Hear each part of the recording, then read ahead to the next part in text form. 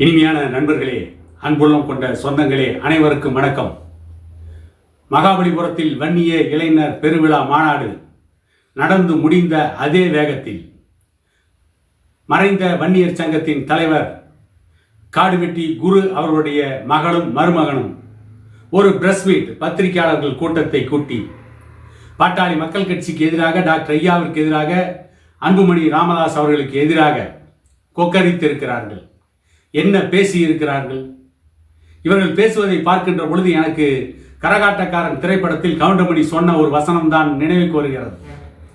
நீங்கள் வாங்குகின்ற இந்த 5-10 பிச்சைக்கு இந்த பந்தா தேவையா? அதற்கு செந்தில் சொல்றார், இல்லைண்ணே, ஒரு விளம்பரம். என்னடா விளம்பரம்? இந்த விளம்பர பிரியர்களாக, வித்தார கல்லர்களாக, வித்தார கல்லிகளாக வேட்டி கொடுக்கிறார்களே. காடுவெட்டி குரு அவருடைய மருமகன் மனோஜ், அவருடைய மகள் விருதாம்பிகை, உங்களுக்கு கொஞ்சமாவது பேட்டி கொடுப்பதற்கு யோக்கியதை இருக்கிறதா? தகுதி இருக்கிறதா? அருகதை இருக்கிறதா? என்ன கேட்கிறீர்கள்? அந்த மேடையில் அன்புமணி ராமதாஸ் அவருடைய குடும்பம், அவருடைய பிள்ளைகள் இருக்கிறார்கள். மேடைக்கு கீழே முன் வரிசையில் டாக்டர் ராமதாஸ் அவருடைய குடும்பம், டாக்டர் அன்புமணி அவருடைய குடும்பம் இருக்கிறது. இது என்ன குடும்ப கட்சியா அல்லது வன்னியர் விழாவா என்று கேட்டிருக்கிறீர்கள். நானும் கேட்கிறேன் அதைத்தான்.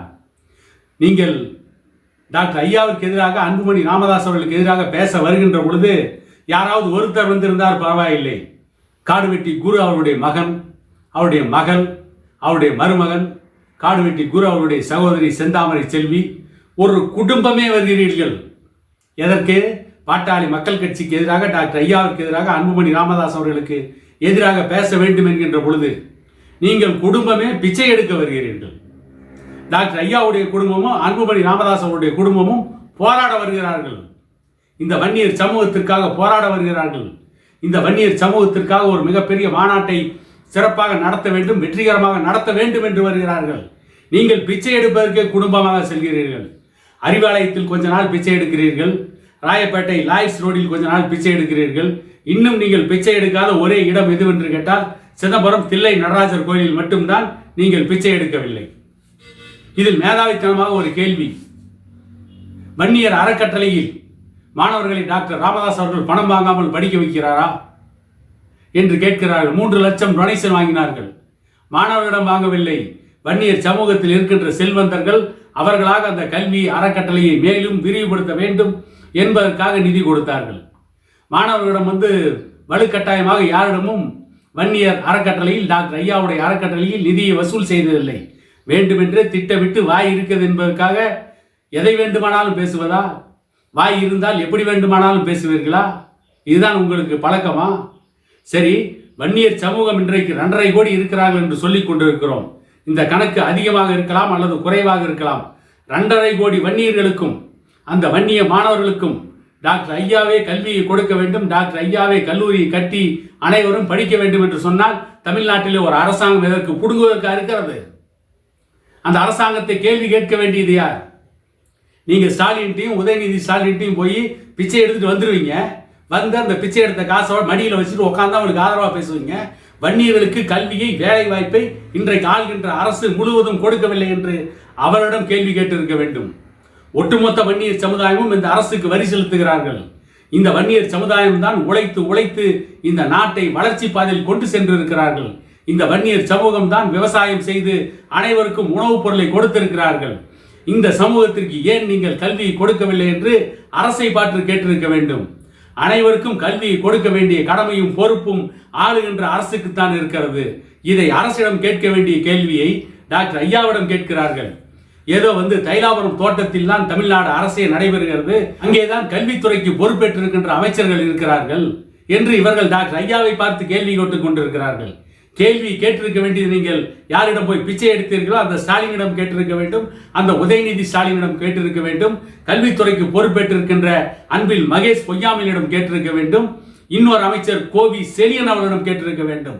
அவர்களிடம் கேட்க வேண்டிய கேள்வியை அவர்களிடம் பிச்சை எடுத்துவிட்டு மடிப்பச்சையை வாங்கி கொண்டு, அவர்களிடம் கையை நீட்டி பிச்சை வாங்கி கொண்டு, திருவோடு ஏந்தி அவர்களிடம் பிச்சை வாங்கி கொண்டு டாக்டர் ஐயாவிற்கு எதிராக பேசுகிறீர்கள் என்று சொன்னால் நீங்கள் நிர்மூடர்களாக இருக்க வேண்டும் அல்லது சுயநலவாதிகளாக, சந்தர்ப்பவாதிகளாக இருக்க வேண்டும். ஏதோ பாட்டாளி மக்கள் கட்சியில் இருக்கின்ற அனைத்து பதவியும் டாக்டர் ஐயாவுடைய குடும்பத்திற்கே கொடுத்து விட்டார்கள். உங்களுடைய மகன் தலைவர், உங்களுடைய மகன் எம்பி, உங்களுடைய மருமகளை எம்பி தொகுதியில் போட்டியிடுவதற்கு வாய்ப்பு தந்தீர்கள் என்றெல்லாம் கேள்வி கேட்கிறார்கள். பாட்டாளி மக்கள் கட்சியில் காடு வெட்டி குருவை 2 முறை எம்எல்ஏ வாக்கினாரே டாக்டர் ஐயா அவர்கள் தன்னுடைய குடும்பம் என்பதாலா? இதுவரை பாட்டாளி மக்கள் கட்சியிலிருந்து எம்எல்ஏவாகி, எம்பி ஆகி, மத்திய அமைச்சராகி வெளியேறியவர்கள் மட்டும் 28 பேருக்கு மேல் இருக்கும். இவர்கள் எல்லாம் என்ன டாக்டர் ஐயாவுடைய குடும்பத்தை சார்ந்தவர்களா? இன்றைக்கு பாட்டாளி மக்கள் கட்சியில் 5 சட்டமன்ற உறுப்பினர்கள் இருக்கிறார்கள். இவர்கள் எல்லாம் டாக்டர் ஐயாவின் குடும்பத்தை சார்ந்தவர்களா? என்ன கதை விட்டு கொண்டிருக்கிறீர்கள்? இன்றைக்கு ஆளுகின்ற திமுகவில் தான் குடும்ப அரசியல் நடக்கிறது. அங்கேதான் தந்தை முதலமைச்சர், மகன் துணை முதலமைச்சர், முதலமைச்சருடைய சகோதரி பாராளுமன்ற குழு தலைவர், ஏற்கனவே முதலமைச்சருடைய சகோதரர் மத்திய அமைச்சராக இருந்தார். முதலமைச்சருடைய நெருங்கிய உறவினர் தயாநிதி மாறன் எம்பி, ஏற்கனவே அவர் அமைச்சராக இருந்திருக்கிறார். இந்த கேள்வியை போய் திமுகவிடம் கேளுங்கள். பாட்டாளி மக்கள் கட்சியிடம் கேட்பதற்கு, டாக்டர் ஐயாவிடம் கேட்பதற்கு இந்த எடுபட்ட மனோஜிற்கும் விருதாம்பிகைக்கும் எந்த தகுதியும் இல்லை. பிச்சை எடுத்து வாழ்வதையே பிழைப்பாக கொண்டிருக்கிறீர்கள். ஒரு காலத்தில் கௌரவமாக வாழ்ந்தவர். இதே இன்றைக்கு இருக்கின்ற முதலமைச்சர் ஸ்டாலின் அரியலூர் மாவட்டத்தில் மிகப்பெரிய அளவில் பாட்டாளி மக்கள் கட்சிக்கு எதிராக ஒரு கூட்டத்தை திரட்டி பாட்டாளி மக்கள் கட்சிக்கு எதிராக அவர் சில நடவடிக்கையில் ஈடுபட்ட பொழுது ஸ்டாலினை நேருக்கு நேராக களத்தில் சந்தித்தவர் காடுவெட்டி குரு அவர்கள். உன்னுடைய வேலையை சென்னையில் வைத்துக்கொள், இது அரியலூர் மாவட்டம், இங்கே உன்னுடைய வாளை ஆற்றினால் வாளை ஒட்ட நறுக்கி விடுவேன் என்று ஸ்டாலினை நேருக்கு நேராக எச்சரித்து அனுப்பிய மாவீரன் காடுவெட்டி குரு அவருடைய பிள்ளைகள் என்று சொல்லிக்கொண்டு, அவருடைய மருமகன் என்று சொல்லிக்கொண்டு பிச்சை எடுப்பதற்கு வெக்கமாக இல்லை? இதற்கு ஒரு முறை கயிற்றில் தூக்கில் தொங்கி விடுங்கள், அல்லது ஒவ்வொரு வன்னீர் வீடாக போய் கேளுங்கள், உங்களுக்கு பிச்சை போடுவார்கள். அதை வாங்கியாவது கௌரவமாக வாழ்ந்து கொள்ளுங்கள். அதை விடுத்துவிட்டு திமுக கொடுக்கின்ற 5க்கும் 10க்கும் பிச்சை எடுத்துவிட்டு வன்னியர் சமூகத்திற்காக தொடர்ந்து போராடி கொண்டிருக்கின்ற, வன்னியர் சமூகத்திற்காக தன்னுடைய வாழ்நாளை எல்லாம் அர்ப்பணித்துக் கொண்டிருக்கின்ற டாக்டர் ஐயாவை பார்த்து குறை கூறுவதற்கு இவர்களுக்கு எந்த தகுதியும் இல்லை, எந்த யோக்கியதையும் இல்லை என கூறிக்கொண்டு இன்னொரு காணொளியில் உங்களை சந்திக்கும் வரை உங்களிடமிருந்து விடைபெறுவது உங்கள் எடப்பாடி துரைசாமி.